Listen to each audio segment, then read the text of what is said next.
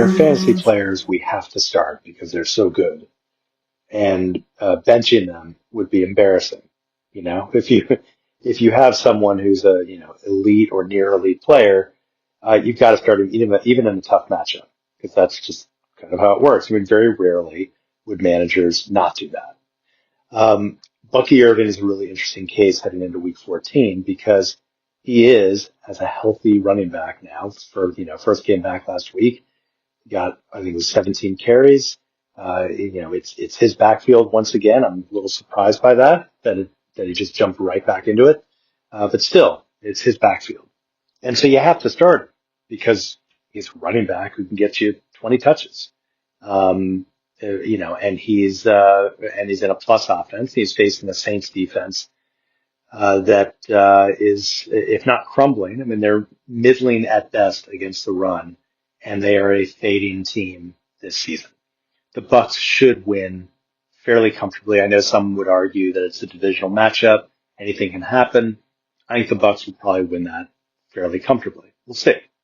But then Tampa Bay turns around 4 days later and plays on Thursday.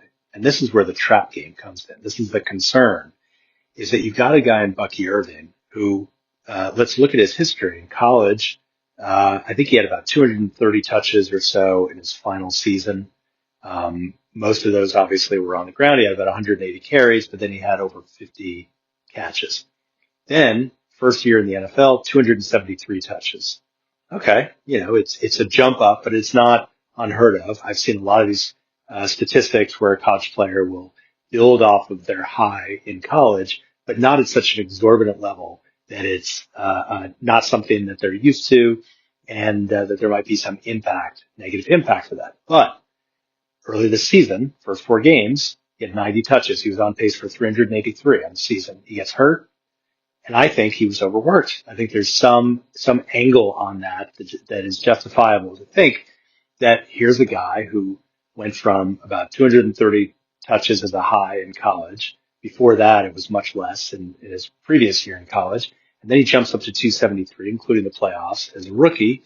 And then he's on pace for 383. That means on a per game basis, he was getting 22 and a half touches. That is a lot for that running back, or it seems to be that way. That is my projection.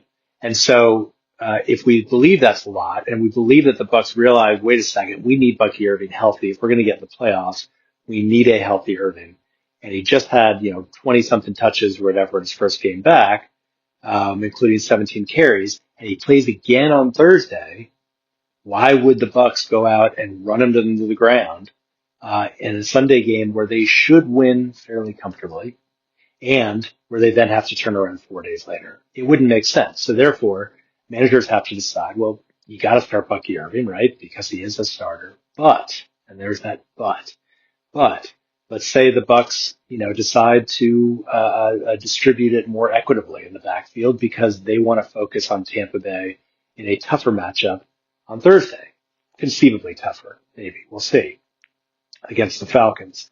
Maybe it won't be tougher, but I think it could be marginally tougher. The Falcons' offense is a little bit better because they have Bijan Robinson. He's the difference maker, and maybe Drake London will be back by that point. But with New Orleans, I don't think that Tampa Bay needs Bucky Irving to do that much, and that is the concern if you're a fantasy manager. I get it. I get that you don't want to bench him. What's your opponent going to think? What if you lose because of that? It would be embarrassing, right? Some of what we do in fantasy football, I think, is to avoid embarrassment. It's okay to admit that. And maybe I'm the only one admitting it, but I've talked to people who feel the same way. We don't want to, it's okay to make a mistake that a lot of people would make, but if we're going to make an outlier move, an outlier decision that is very unusual and it doesn't work, then we just look dumb. And no one wants to look dumb, especially the game headed where if you win, you get into the postseason, or if you win, you get a first round bye, whatever it is. And if you lose, you're not going to be able to live that down probably for the next, throughout the off season until next year. So I get it. And at the same time, there is a higher than normal risk with starting Bucky Irving. And so if I'm looking at Bucky Irving, I see a guy who, he's got solid 14 plus point upside, especially in PPR because he catches the ball.